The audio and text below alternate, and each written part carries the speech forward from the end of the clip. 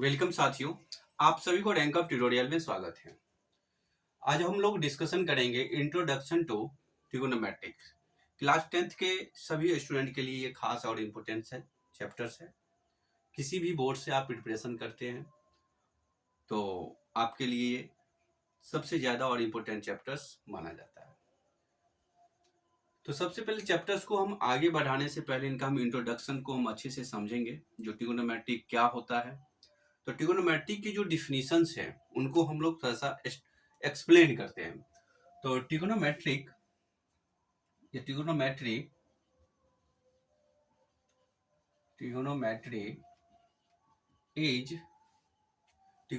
Is an important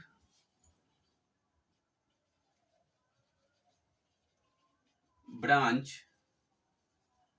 of mathematics. It is combination of three Greek words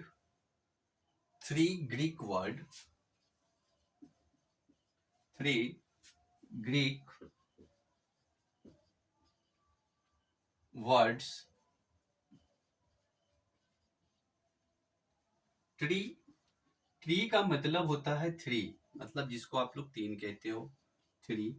और gone का मतलब होता है साइड,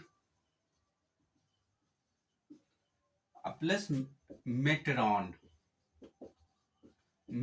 का मतलब होता है मेजर करना।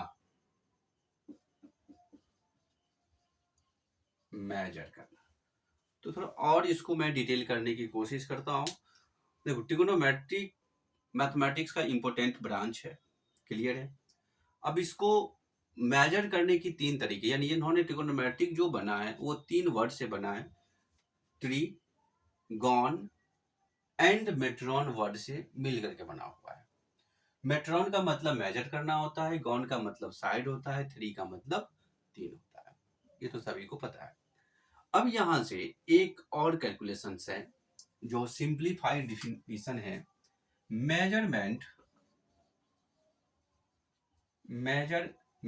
of the sides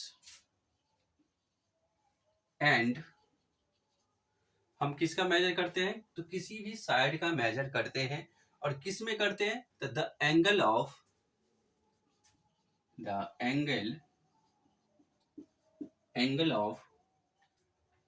triangle, angle of और ट्रायंगल। तो यहां से तो स्पष्ट हो गया, कोई भी ट्रायंगल होगा उसके तीन साइड होंगे, side one, side two, side three, ठीक है।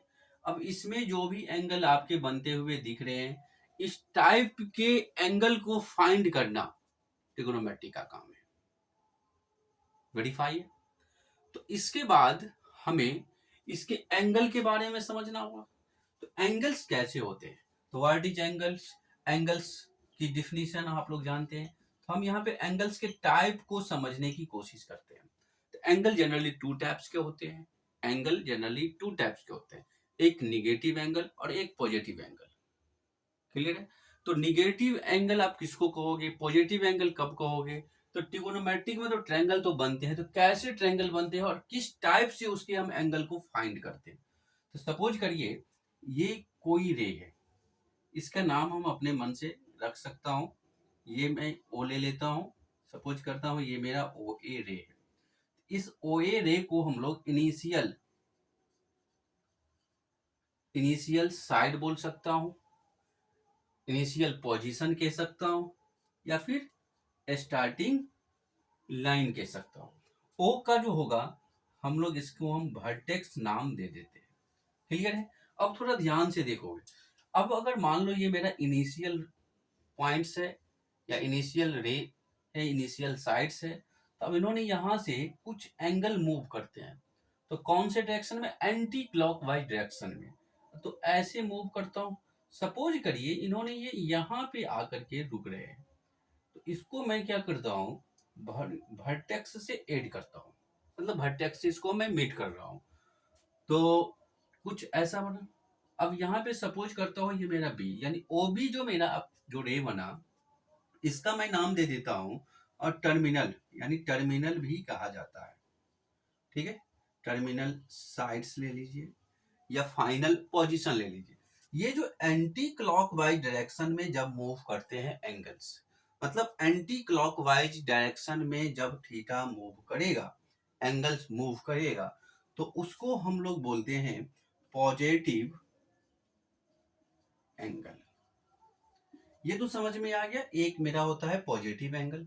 दूसरा टाइप क्या है, तो ये भी बहुत ही सिंपल सा है, थोड़ा सा इसको भी ध्यान से देखोगे। एक मेरा इनिशियल रे है, सपोज करिए यहाँ पे ओ है, जिसका नाम आप वर्टेक्स रखते हो, ये आपका ए है। अब यहाँ पे ये एंटी क्लॉकवाइज मूव ना होकर कौन से डायरेक्शन में, क्लॉकवाइज डायरेक्शन में मूव करेगा। सपोज करिए इनका फाइनल रे यहाँ बन गया, तो इसका मैं नाम दे देता हूं बी। तो जब फाइनल साइड या फिर टर्मिनल साइड्स नीचे हो जाए इनिशियल रे के, इनिशियल पॉइंट से या इनिशियल साइड से, तो उस कंडीशन में थीटा मेरा क्लॉकवाइज डायरेक्शन से मूव करेगा। थीटा मेरा क्लॉकवाइज डायरेक्शन से ही मूव करेगा। तो और इस कंडीशन में जो थीटा आपके बनेंगे, तो वो आपका निगेटिव एंगल होता है, निगेटिव एंगल होता है। क्लियर है? तो इसके बाद हमारे पास आएंगे क्या, तो हम ट्रिग्नोमेट्री को और अगले स्टेप की थ्योरेटिकल भाषा में इसको समझते हैं। जितने कॉन्सेप्ट आपका थ्योरी स्पष्ट होते चले जाएगा, आप ट्रिग्नोमेट्री को उतने ही अच्छे तरीके से सीखते हुए चलोगे। ठीक है, तो पहले आप इन दो पॉइंट्स को अच्छे तरीके से समझ लीजिए। वीडियो को आप रोक दीजिए, स्क्रीनशॉट ले लीजिए, या फिर आप उसको पॉज करके नोट कर सकते हो, और फिर इसके बाद आप समझिएगा, लिखते चलिएगा। तो अगला जो मेरा जो पॉइंट्स है वो है ट्रिग्नोमेट्रिक रेशियो। तो ट्रिग्नोमेट्रिक रेशियो क्या होता है, ट्रिग्नोमेट्रिक रेशियो क्या होता है, तो ये ट्रिग्नोमेट्रिक्स क्या है, तो जब ये जो दो तीन जो साइड्स आपके मिले हैं, यानी इसका रेशियो को इन्वॉल्व करके किसी भी फॉर्म में पहुंचना। चलिए उसको पहले हम क्लियर करता हूं, पहले आप इसे नोट कर लो।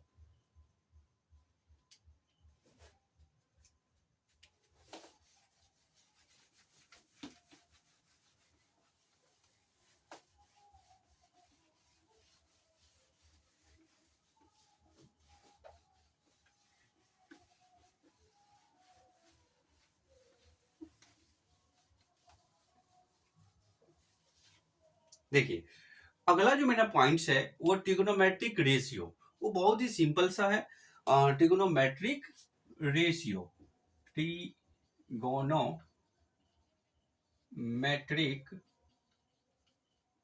रेशियो, ट्रिग्नोमेट्रिक रेशियो क्या होता है, तो ये कहेगा ratio involving the sides, ratios involving the sides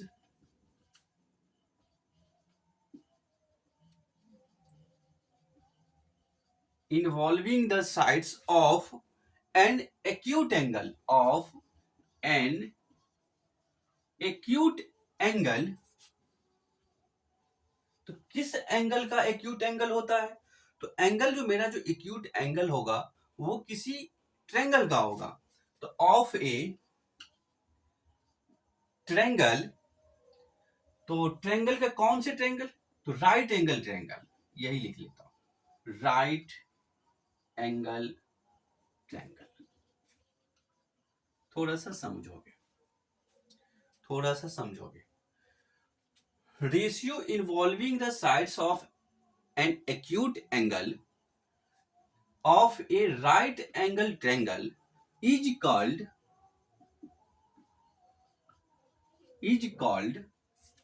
T ratio बोल दे, या फिर इसको हम लोग पूरे नाम से ट्रिग्नोमेट्रिक भी कह सकता हूं। इन दोनों नामों से मतलब बुक में दिखाए जाते हैं, पूछे जाते हैं क्वेश्चंस, और हम उसका यूज करता हूं। ठीक है, अब थोड़ा सा इसको समझना है। राइट एंगल आपका कैसा होता है, तो एक 90 डिग्री एंगल बनता हुआ दिखेगा। ए यहाँ है, बी यहाँ है, सी यहाँ पे राइट एंगल हो गया, ठीक है। या फिर इस तरीके से भी दिखता होगा राइट एंगल मेरा, यानी आप ऐसे भी कह सकते हो एक राइट एंगल्स हमें बनता हुआ ट्रायंगल में दिखना चाहिए, राइट एंगल बनता हुआ दिखना चाहिए। बहुत सारे केसेस है राइट एंगल्स के बनने की पॉसिबिलिटी है, तो वो सभी में से कोई एक एंगल हो सकता है। क्लियर है। अब इनका हमें एक स्पेशल तरीके से डिफाइनेड रेशियोज मिला हुआ है। सबसे पहले एक और पॉइंट हम यहाँ पे डिस्कशन करना चाहेंगे। इस ट्रिग्नोमेट्रिक रेशियो में हमारे पास टोटल 6 डिफरेंट रेशियोज है। तो देयर आर 6 डिफरेंट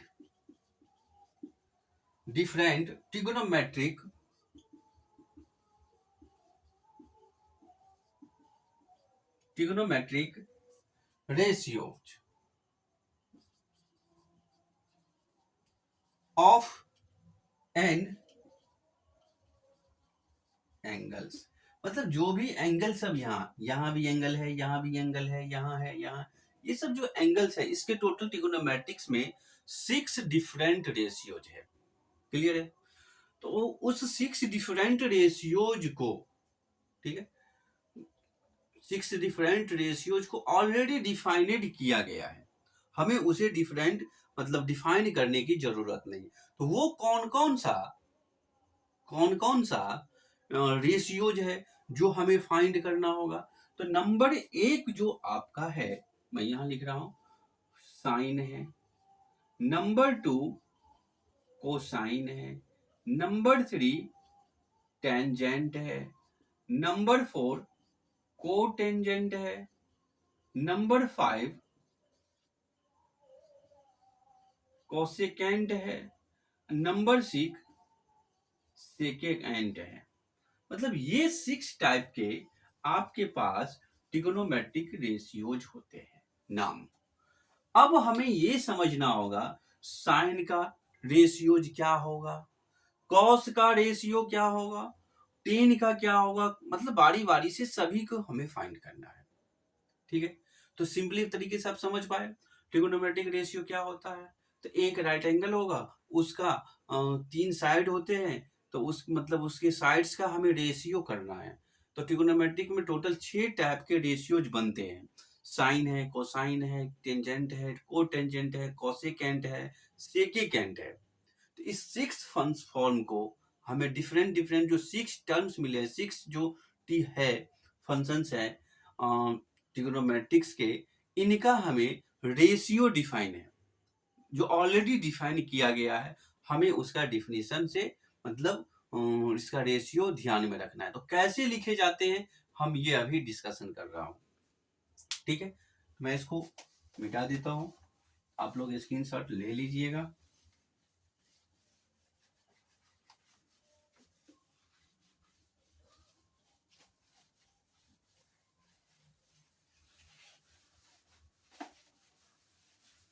चलिए अगला मैं देखता हूं आप इसके रेशियोज को कैसे लिखते हैं। तो four an acute angle,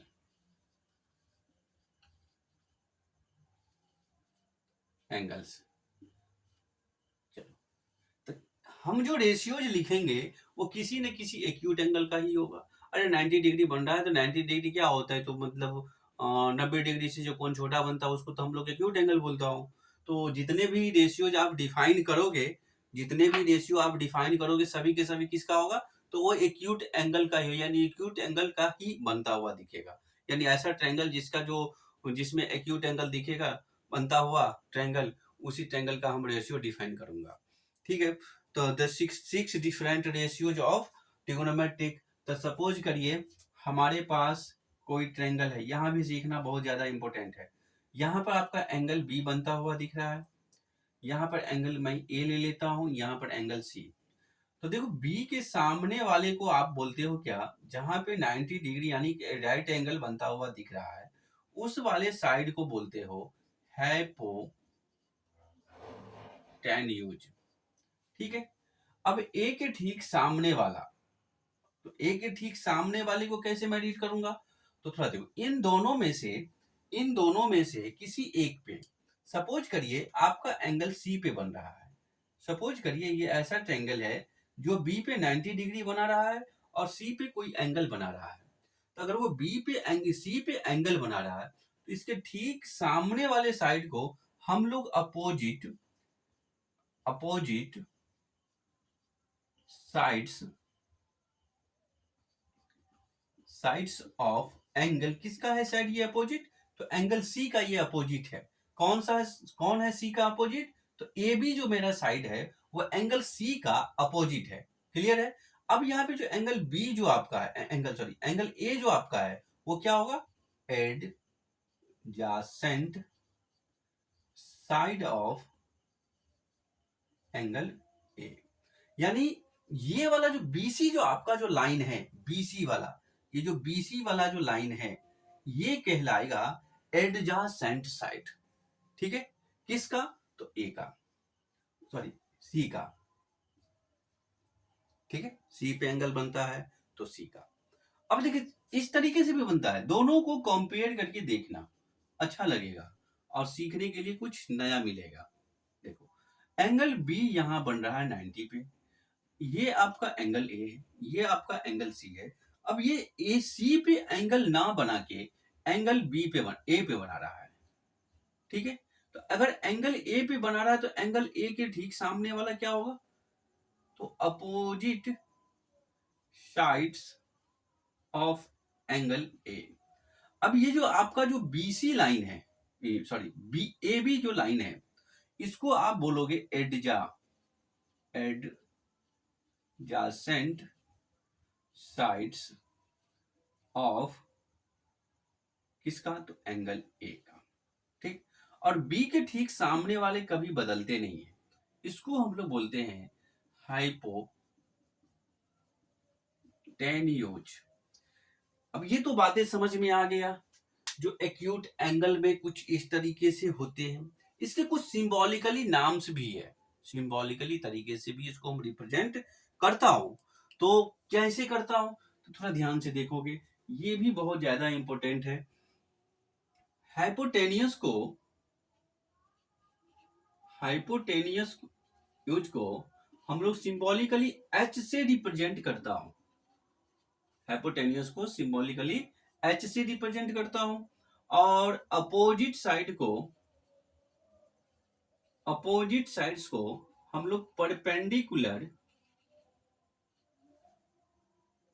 side भी कहता हूं। इसको सिंबल के में हम पी से लिख के दिखाता हूं। ठीक है, और एक और आपका है एडजासेंट साइड को हम लोग बेस का नाम देता हूं, बेस के नाम से भी जाना जाता है। इसका सिंबॉलिकल तरीका है बी, स्मॉल में बी लिखिएगा, कैपिटल नहीं लिखना है। ठीक है, इसको भी स्मॉल में लिखिएगा। ठीक है, चलिए ये सिंबल सब हमको याद रखना है। बुक में कहीं पे हम एच को देखूं, बी को देखूं, पी को देखूं तो हमको समझ में आना चाहिए। पी दिखा तो अपोजिट साइड्स है, बी दिखा तो एडजासेंट्स है, एच दिखा तो हाइपोटेनियस है। हाइपोटेनियस क्या होता है? तो हाइपोटेनियस ए बी और बी सी के लेंथ से सबसे बड़े होते हैं, यानी इस ट्रायंगल में ये जो ट्रायंगल बनता हुआ दिख रहा है वो सबसे लंबे वाले जो साइड होते हैं उसको हम लोग हाइपोटेनियस कहता हूं। क्लियर है? चलिए, अब इसके साथ साथ एक और बेसिक टर्म है जिनको मैं यहीं पे रिपीट कर देना चाहूंगा। पाइथागोरस थ्योरम का यूज करना होता है, बाय पाइथागोरस थ्योरम का भी हम यूज करता हूं। तो पाइथागोरस थ्योरम क्या कहता है? For an acute angle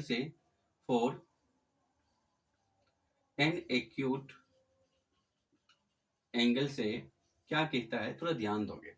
AC का जो स्क्वायर होगा वो ए बी का स्क्वायर और बी सी के स्क्वायर के इक्वल होगा, यानी सम ऑफ ए सी का square sum of A B का स्क्वायर प्लस बी सी का square.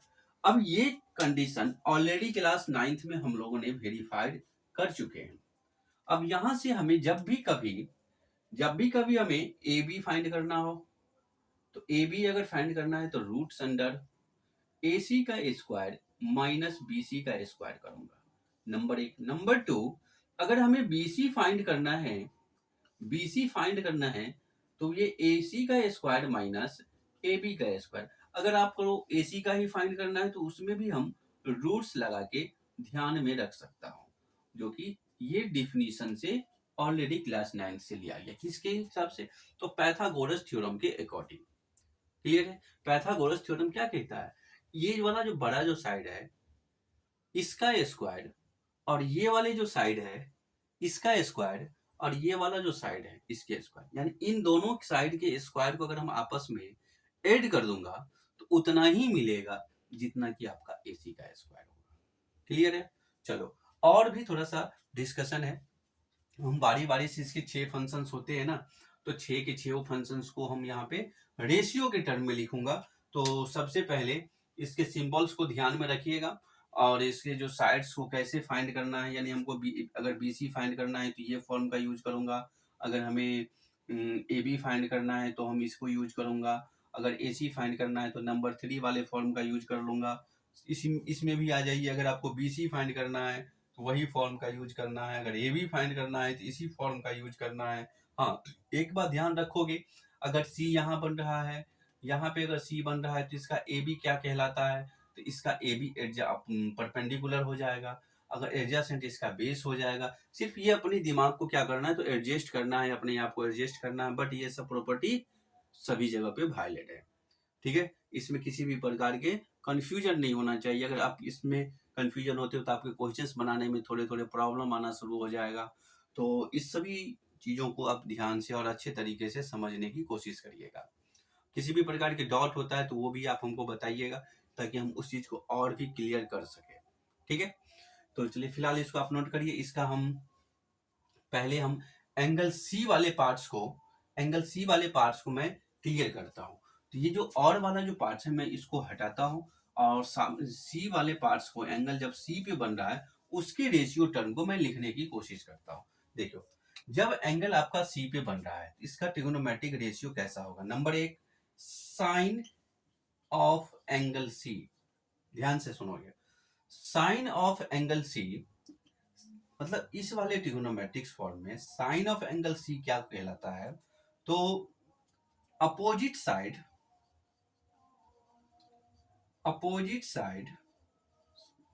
Of angle C divided by hypotenuse. ठीक है?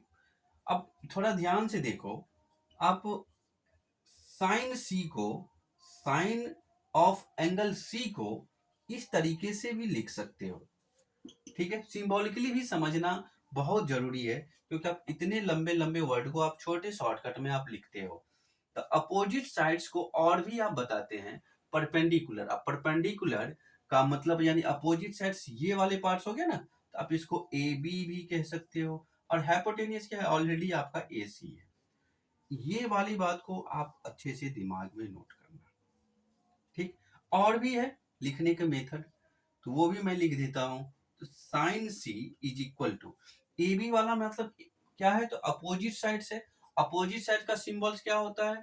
तो दूसरा नाम तो पहले इसका परपेंडिकुलर होता है। परपेंडिकुलर को हम लोग सिंबल में P से रिप्रेजेंट करता हूं, और हाइपोटेनिस नीचे में होता है, तो हाइपोटेनिस को किस चीज से रिप्रेजेंट करता हूं? तो H से करता हूं। इन तीनों फॉर्मेट्स में से किसी भी एक फॉर्मेट का आप यूज कर सकते हो, या फिर आपके क्वेश्चंस में आ सकते हैं। चलो नंबर 2 मैं लिखता हूं, इसको मैं हटा देता हूं।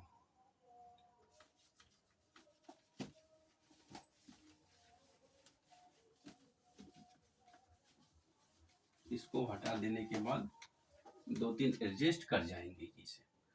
और नंबर 2 होता है हमारे पास कोसाइन होता है, cosine of angle C। Cosine of angle C में क्या होगा? तो adjacent sides of angle C divided by hypotenuse. ये हो गया। अब इसी को थोड़ा सा सिंबल में भी लिखता हूं, इसको मैं लिख सकता हूं cos C is equal to adjacent, angle जब C पे बन रहा है तो एंगल एडजासेंट देखो, एडजासेंट आपका ये वाला साइड से है, तो ये साइड क्या है आपका, तो BC है। डिवाइड कौन करेगा सर, हाइपोटेनियस। हाइपोटेनियस कितना है, तो हाइपोटेनियस आपका AC है। क्लियर है, तो इस बात को भी ध्यान में रखोगे। चलो, इसके और भी तरीके हैं लिखने का, तो आप ऐसे लिख सकते हो cos C is equal to, इसका सिंबल तरीका आप सिंबॉलिकली तरीका क्या है, तो BC का मतलब होता है एडजासेंट। एडजासेंट को क्या आप बताए हैं, तो हमने इसको बेस बताए हैं। बेस का सिंबल क्या है, तो B, स्मॉल में B, तो स्मॉल में हम यहाँ पे B लिखता हूं, और नीचे में हाइपोटेनियस है, तो हाइपोटेनियस का सिंबल H होता है। हाइपोटेनियस का सिंबल H होता है। क्लियर है सभी को। चलो, नंबर 3 आता है, number 3 tangent. Tangent of angle C। Tangent of angle C क्या कहता है, टेंजेंट ऑफ एंगल C कहता है, जो ये सब ऑलरेडी, ये जो टर्म मैं जो लिख रहा हूं वो ऑलरेडी डिफाइनेड है, ना कि मैं डिफाइन कर रहा हूं। चलो, अब यहाँ पे मैं जो टेंजेंट ऑफ एंगल C जो है वो क्या है, तो टेंजेंट ऑफ एंगल C क्या होगा, opposite sides of angle C divided bye adjacent sides of angle C। तो ये तो बातें हो गया। इसी के सिंबल में हम लिख सकता हूं इसको, tan C is equal to, tan C opposite side किसको कहते हो आप, AB को कहते हो, तो AB divided by adjacent BC मेरा होता है, इसको मैं लिख दिया। चलो, इसी को और भी आप लिखते हो, क्या लिखते हो, तो थोड़ा ध्यान दोगे। AB को हम लोग अपोजिट साइड कहता हूं, और तो अपोजिट साइड का दूसरा नाम परपेंडिकुलर होता है, तो परपेंडिकुलर का सिंबल क्या होता है, तो P होता है। एडजेसेंट का दूसरा नाम बेस होता है, बेस का सिंबल क्या होता है, तो B होता है। इतने वर्डों से हम इसको लिख सकता हूं। नंबर 4 लेता हूं, number 4 cotangent. Cotangent of angle C क्या लिखूंगा मैं, adjacent side of angle C divided bye opposite sides of angle C। चलो, ये तो हो गया। अब यहाँ पे इसी को हम लोग शॉर्ट में ऐसे लिखता हूं, कॉट C। कॉट C का मतलब कोटेंजेंट ऑफ एंगल C। तो एडजेसेंट का मतलब यहाँ पे हो गया मेरा BC डिवाइडेड बाय AB। इसका सिंबल BC का मतलब, BC का मतलब यहाँ पे एडजेसेंट होता है, तो एडजेसेंट का मतलब बेस होता है। बेस का मतलब B स्मॉल में लिखना है, और AB का मतलब अपोजिट साइड, और अपोजिट साइड का मतलब परपेंडिकुलर। परपेंडिकुलर का मतलब उसका शॉर्ट नाम P होता है। क्लियर है। चलो, अब ये तो मैंने 4 लिखा हूं, इसके 2 फॉर्म अभी और बाकी है, तो मैं वो यहां लिख देता हूं, एक नंबर को हटाकर लिख देता हूं।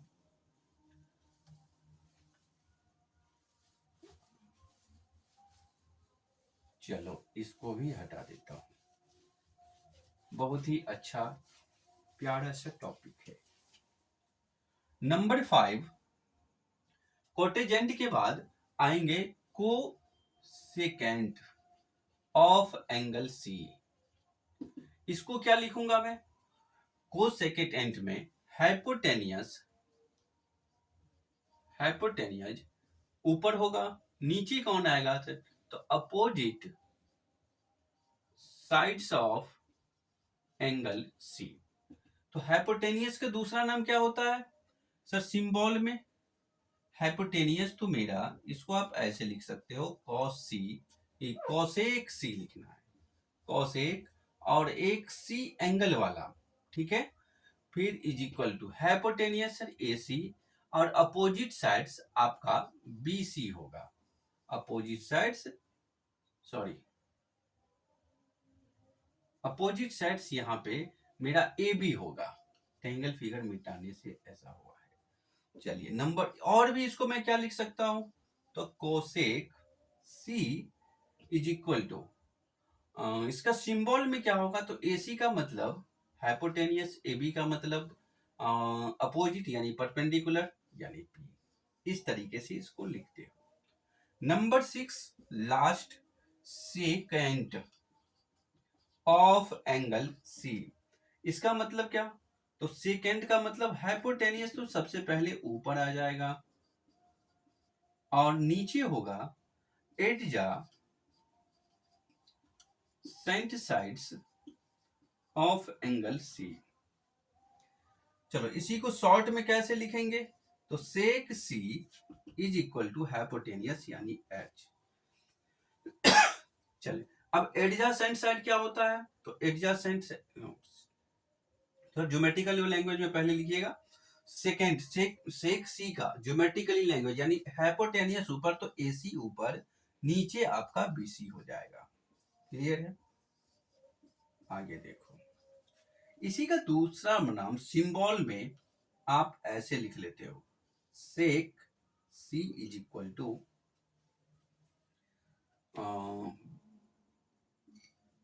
हाइपोटेनियस ऊपर होगा और नीचे बेस होगा। तो हमको इस तरीके से याद रखना है, और याद रखने के लिए क्या है, तो किसी भी एक पैटर्न को आप ध्यान में रखो, आप उसको बारी बारी से लिख सकते हो। शुरू में क्या करना है, टेबल चार्ट को साइड में रखना है, फिर फॉर्मूले लिस्ट को 2-4 क्वेश्चंस को प्रैक्टिस करना है, तो ऑटोमेटिकली आपको ये याद हो जाएगा। अगर आप ये समझ गए हैं तो आपको याद होने में टाइम नहीं लगेगा। अगर आपको याद नहीं हुआ है तो याद करना तो मतलब बहुत डिफिकल्ट होता है, ध्यान रखना बहुत ज़्यादा डिफिकल्ट होता है। तो पहले वीडियो को फिर से आप देखिएगा, फिर लिखोगे। अब थोड़ा सा मैं इसको, आप पहले इसको स्क्रीनशॉट ले लो। इसका जो मतलब एंगल C पे तो मैंने ये बना के दिखाया हूँ, एंगल में अब A पर भी सारी बातों को मैं फिर से रिपीट कर रहा हूँ। ठीक है, तो फिलहाल आप इसको आप देख लीजिए। और कम्युनिटी में मैं इसका एंगल A और एंगल C को लिख करके ऑलरेडी मैं दे दूंगा, और अगले क्लास में हम कोशिश करेंगे जो ज़्यादा से ज़्यादा हेडिंग को कवर किया जा सके और अच्छे से अच्छे एग्जाम्पल्स को देखा जा सके। ओके, क्लियर है, मिल लेंगे दोस्तों अगले क्लास में। ओके, जय हिंद।